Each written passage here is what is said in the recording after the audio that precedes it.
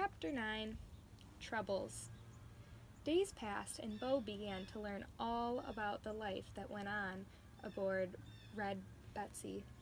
The boat was a fishing trawler, a tough, tubby, cheerful-looking vessel, built to endure heavy seas and bad weather. She was high in the prow, which enabled her to cut through rough waters easily.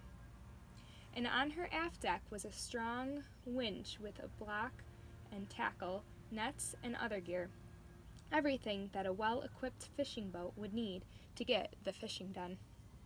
Besides Billy and Captain Sven, there were 5 men aboard. Charlie, Kim, Brian, Jack, and a cook, affectionately known as Muffin. They were a hard and willing crew and worked as an efficient team. At first, Billy kept Bo safely in his cabin, for he didn't want the little kitten wandering around and getting lost or possibly falling overboard. But at least twice a day, he took her topside, which meant that he took her up on the main deck for some fresh air and exercise, giving her the chance to meet his friends and to play.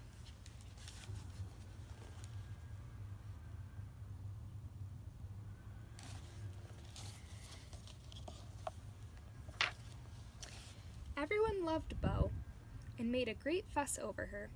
Everyone, that is, except Captain Sven. The first time that Bo went on deck, she wasn't sure if she would like it at all. There was a stiff breeze blowing, and Red Betsy was plowing into the waves, rising and dipping as if in rhythm with the big engines throbbing below. Billy set Bo down, and immediately the cold wind blew her long fur in all directions. She flattened her ears, a spray of salt water doused her, and she shook herself in disgust. She almost fell over. It was hard to keep her balance. She held her tail high, stiffened her legs, and danced along on the tips of her paws. Billy laughed. "Relax, Bo. You look like you're made of wires. Move with the boat and feel how she goes. You'll soon get your sea legs." He picked her up and walked with her to the stern, where she saw the churning water, white with foam, and the wake stretching far into the distance. Bo sniffed. The air had an interesting smell, a combination of damp seaweed and the fumes of Red Betsy's funnel, and there was that marvelous fishy odor coming from a huge pile of nets stacked nearby. She shivered as the wind gusts again. "Sorry, Bo. It must be cold out here for such a little thing as you."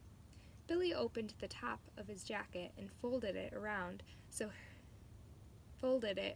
her so that only her head was exposed. He rubbed her velvety chin. "Glorious, isn't it? Nothing else for miles and miles.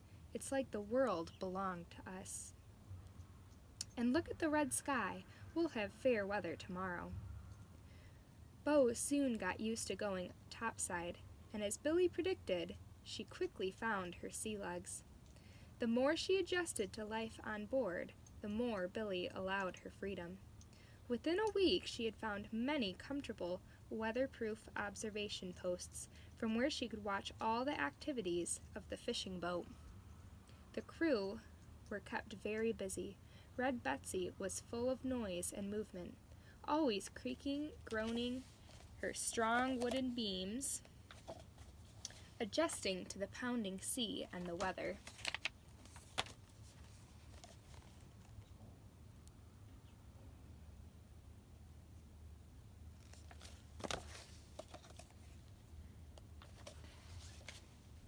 She had a ship's clock with a bell that rang in a delightful clear tone every 15 minutes, day or night, and a horn that gave Bo a terrible fright when she first heard it, a deep, blaring bellow, harsh and discordant, that seemed to rumble up from the heart of the boat.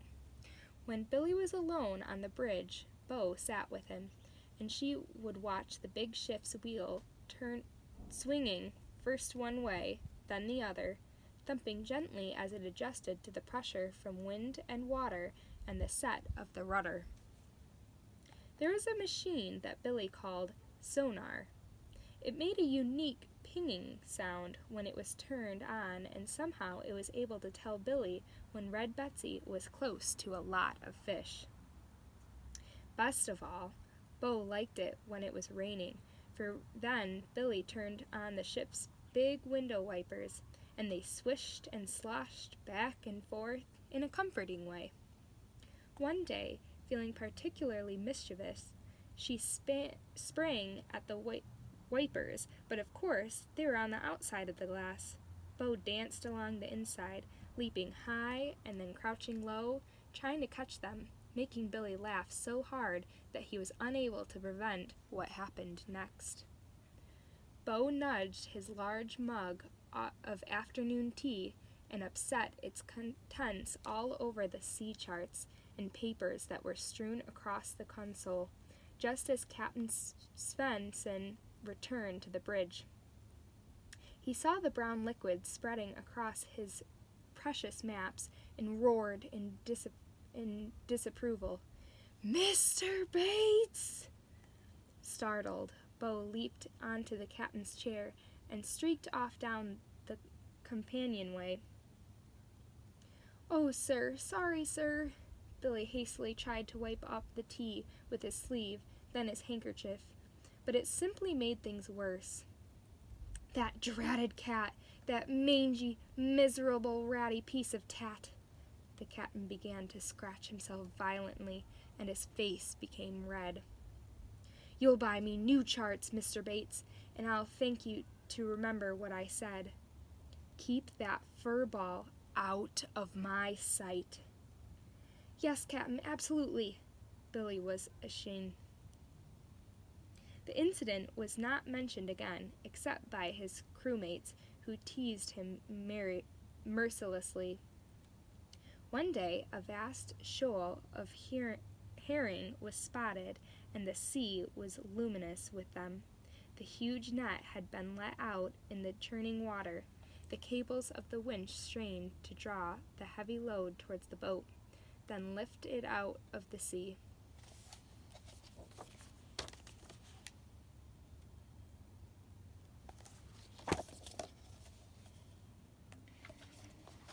The white seabirds hovered in the air, squawking and jostling each other, hoping to snatch a morsel.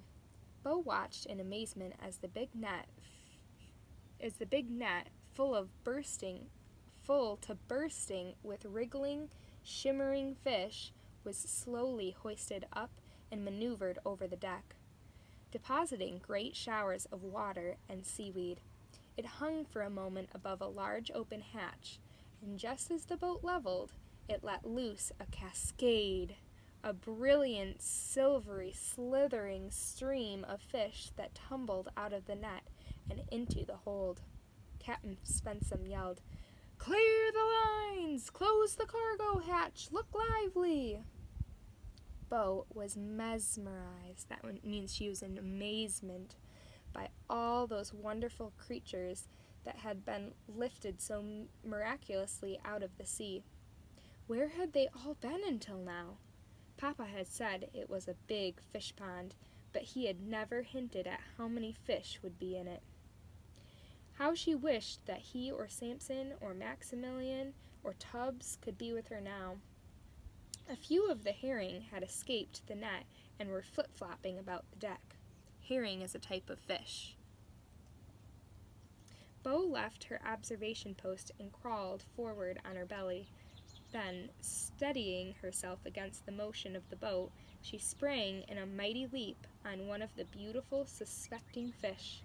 It thrashed and slid away from her. Bo experienced a wicking thrill and went after it, sniffing at it gingerly and tapping at it with her paws. She got it between her teeth and was just about to run back to her corner when a large hand picked her up by the scruff of her neck and shook her until her bones rattled.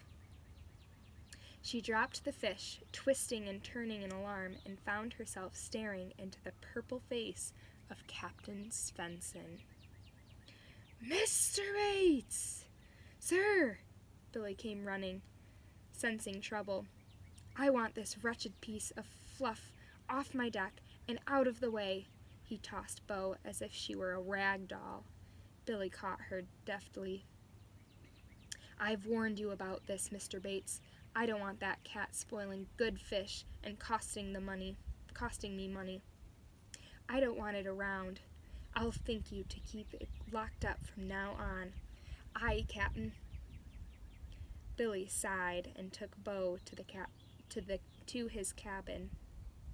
Grumpy old salt, he muttered under his breath. I'm better at his job than he is, and he knows it. Well, Bo, we'll just have to be more careful. From that day on, Bo was confined to Billy's cabin whenever the heavy fishing work was being done. Confined means she stayed in the cabin the whole time. That's where she stayed. Sometimes she was there for long hours and she hated being away from the action. Here's that picture of her with that fish.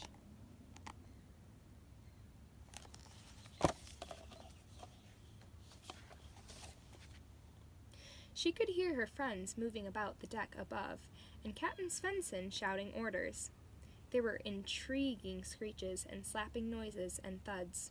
She knew she was missing a lot of fun, and wished she could be with Billy and all these glorious fish. But always the cabin door was tightly shut. Though she tried and tried to open it, Bo had to content herself with gazing through the porthole is this window, at the gray-green sea and the seagulls and the huge waves that dashed against the glass and made everything blurry until the water swirled away.